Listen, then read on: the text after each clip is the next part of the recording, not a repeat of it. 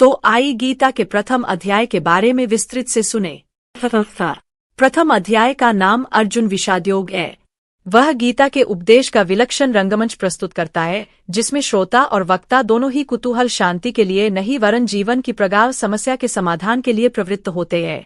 शौर्य और धैर्य, साहस और बल, इन चारों गुणों की प्रभुत मात्रा से अर्जुन का व्यक्तित्व बना था और इन चारों के ऊपर दो गुण और थे, एक क्षमा, दूसरी प्रज्ञा। बलप्रधान क्षात्रधर्म से प्राप्त होने वाली स्थिति में पहुंचकर सहसा अर्जुन के चित्त पर एक दूसरे ही प्रकार के मनोभाव का आक्रमण हुआ। कार्पण्य का एक विचित्र प्रकार की करुणा उसके मन में भर गई और उसका क्षात्र स्वभाव लुप्त हो गया। जिस कर्तव्य के लिए वह कटिबद्ध हुआ था उससे वह विमुख हो गया। ऊपर से देखने पर तो इस स्थिति के पक्ष में उसके तर्क धर्मयुक्त जान पड़ते हैं, किंतु उसने स्वयं ही उसे कार्पण्य दोष कहा है और यही माना है कि मन की इस कायरता के कारण उसका जन्मसिद्ध स्वभाव उपहत या नष्ट हो गया था।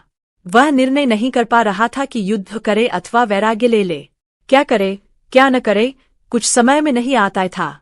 इस मनोभाव की चरम स्थिति में पहुंचकर उसने धनुषबाण एक ओर डाल दिया।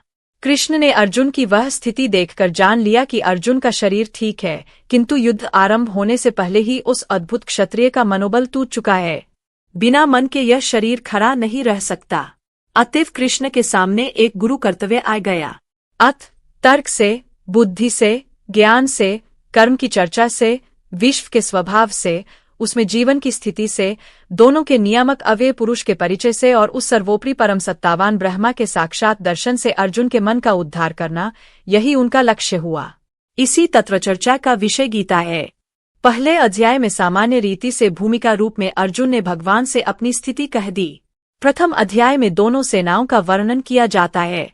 शंख बजाने के पश्चात अर्जुन सेना को देखने के लिए रथ को सेनाओं के मध्य ले जाने के लिए कृष्ण से कहते हैं।